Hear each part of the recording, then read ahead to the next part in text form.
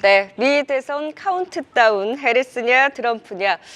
지금 메이저 베팅 사이트 사이에서도 각기 다른 전망을 내놓고 있습니다. 결과를 예측할 수 없는 만큼 각 후보에 따른 시나리오별, 산업별 또 대응과 대비가 필요할 텐데요. 오늘은 미국 대선 특집 두 번째 시간으로 어느 때보다 러시아, 우크라이나, 중동 분쟁 등 극심한 분열이 치러지고 있는 만큼 세계 안보 당국은 과연 어떤 태세를 갖춰야 할지 자세한 이야기 또 들어보도록 하겠습니다.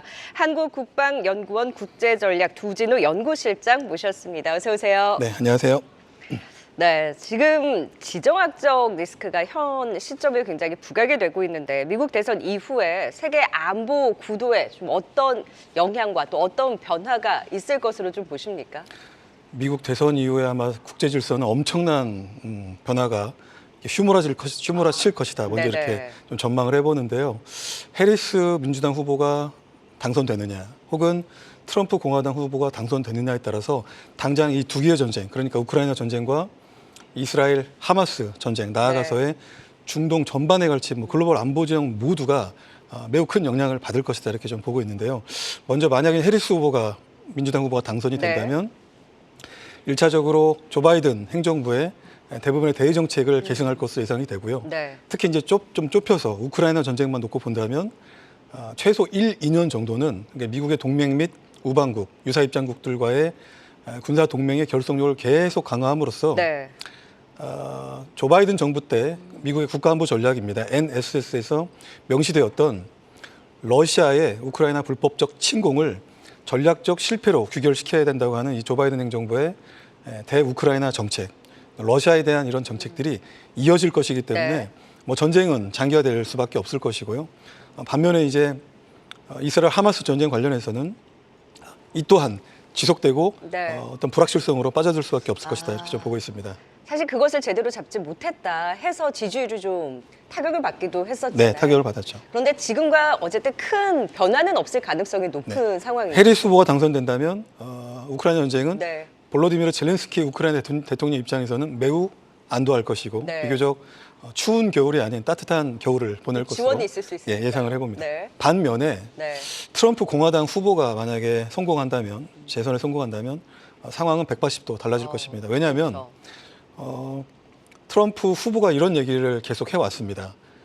본인이 대통령이었으면 러시아가 우크라이나를 침공하지 않았을 것이다, 1번. 두 번째, 내가 대통령이 당선된다면 24시간 이내 이 지리멸렬하게 진행이 되고 있는 이 전쟁을 24시간 안에 종결시키겠다라고 이렇게 공언을 했는데요. 사실 정치인의 공언이라는 것은 공화당 측의 공약입니다. 그렇기 때문에 어떤 형태로든 우크라이나 전쟁은 매우 빠른 속도로 종결을 향해 갈 수밖에 없는 것이고 현재 상황을 놓고 봤을 때 이 종결이라고 하는 모습은 러시아가 아닌 우크라이나에 매우 불리한 그런 상황이 될 것이고요.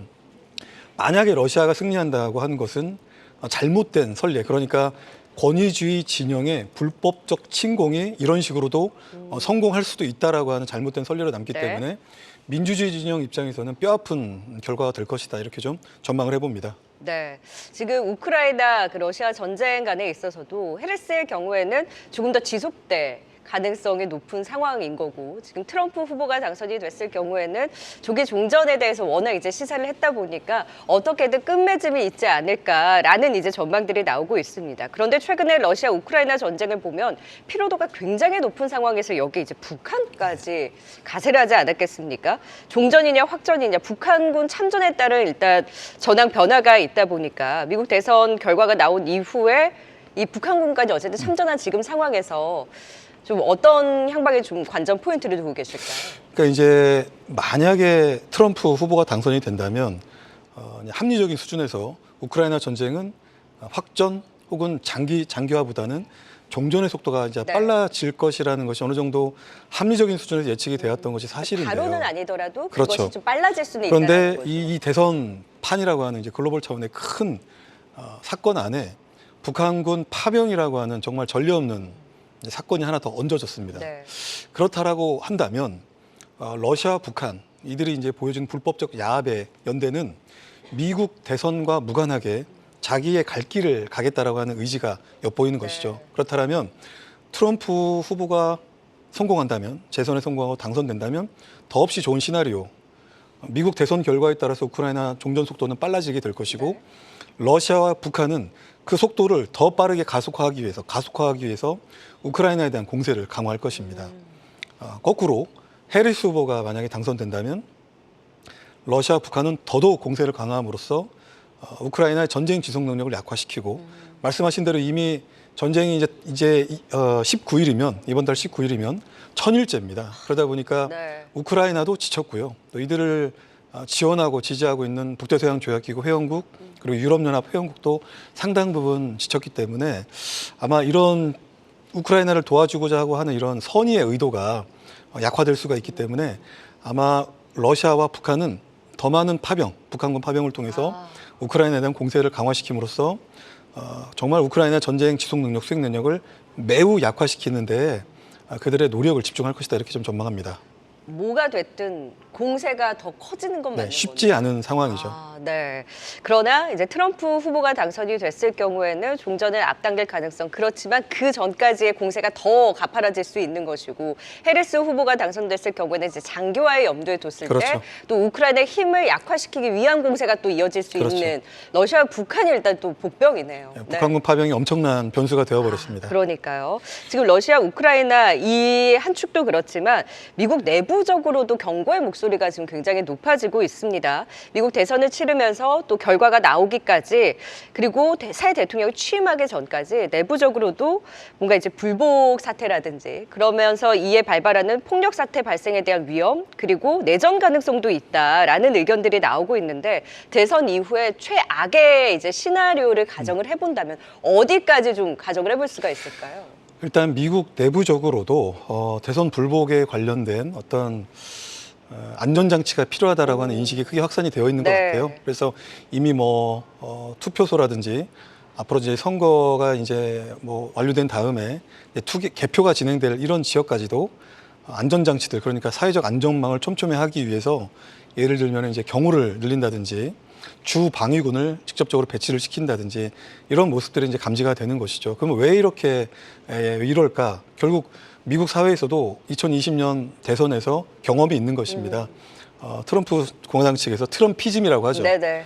그가 주장하는 모든 것들에 대해서 열광하고 동조하고 하는 이런 트럼피즘이 크게 확산이 되었고 일각에서는 하나의 종교처럼 신봉하는 이 지경까지 이르렀습니다. 물론 네. 그 배경에는 다양한 요인이 있겠지만 어쨌든 지금의 모습을 본다면 결국 트럼프 당신이 혹은 트럼프 자신이 혹은 트럼프를 추종하는 트럼피즘 세력들에 의해서 이미 대선 불복 움직임이 시작이 됐고 예를 들면 펜실베니아에서 일부 선거 절차에 대해서 공정하지 않다 해서 이미 이렇게 좀 그 불만을 공식적으로 제기한 상황이고 아마 결과가 나오게 된다면 미국의 정치가 또다시 양극화되고 과거에 의회 난동 사건과 같은 사건들이 재현되지 않으리라는 법이 없는 것이죠. 네. 그래서 내부적인 혼란, 그러니까 트럼프 후보가 패배를 했을 시에 이에 불복하는 지금 전반적인 또 옹호하는 세력들의 이런 그렇죠. 내전이라는 이제 우리가 최악의 시나리오가 있긴 하나 내부적인 혼란도 또한 야기하는 이런 가능성이 그렇죠. 있겠다. 예를 들어서 이제 영국의 어떤 인터넷 기반 네. 시장 조사 그리고 이 데이터 분석 기관이죠. 유거브라고 하는 곳에서 미국 유권자 대상으로 이렇게 지난달 중순에 어떤 여론조사를 실시를 했는데 네. 응답자의 80% 이상 압도적 다수가 10년 전보다 미국은 분열하고 있다.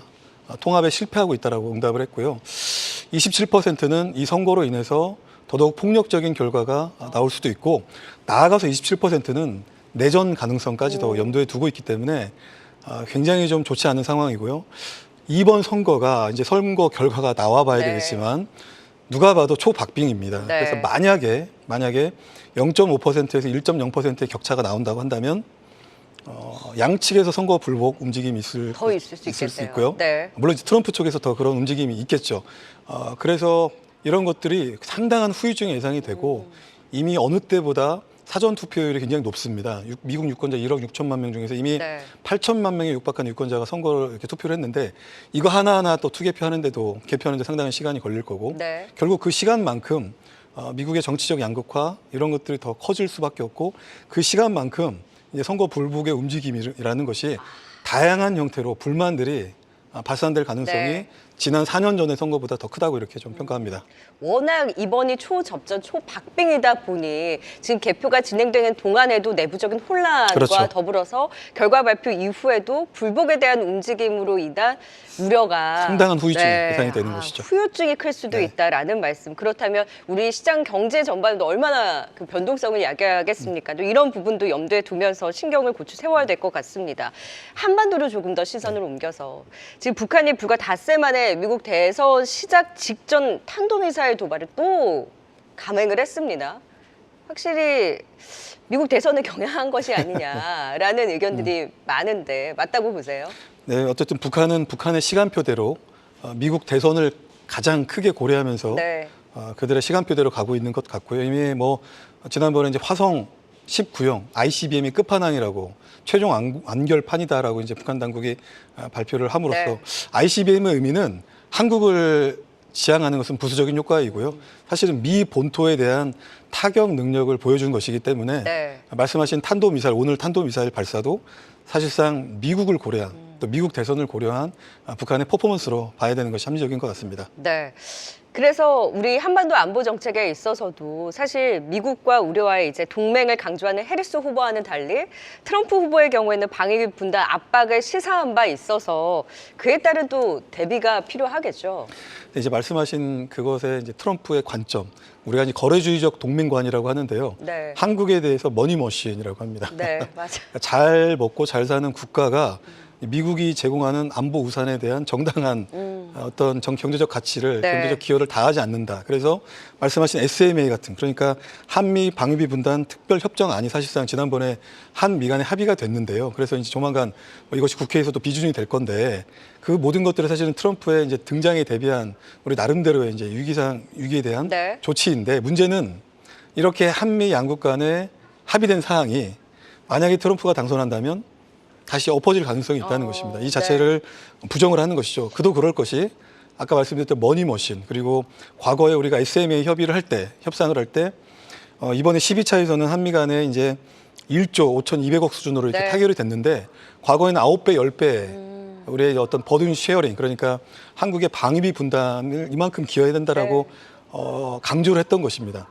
상식 이상의 금액을 네. 그야말로 거래주의적 동맹관 안에서 비즈니스적인 그의 마인드 안에서 이렇게 줄곧 강조를 해왔기 때문에 만약에 트럼프 후보가 당선한다면 이 12차 SMA도 부정할 가능성이 있고 네. 다시 협상을 해야 되는 우리로서는 어떤 동맹 정책의 지속성, 일관성에 상당한 리스크가 예상이 되는 지점인 것이죠. 네, 두 후보별 지금 각각 세계 안보 정세에 미치는 영향 시나리오별도 살펴봤는데요. 결국에는 트럼프 후보가 당선이 됐을 경우에 여러 가지 좀 혼란을 야기할 수 있는 부분에 대해서 다시 한번 또 미친 영향 자세한 말씀 들어봤습니다. 네, 미국 대선 카운트다운 오늘 두 번째 특집 한국국방연구원 국제전략 두진호 연구실장 통해 자세한 도움 말씀 들어봤습니다. 오늘 나와주셔서 고맙습니다. 네, 감사합니다.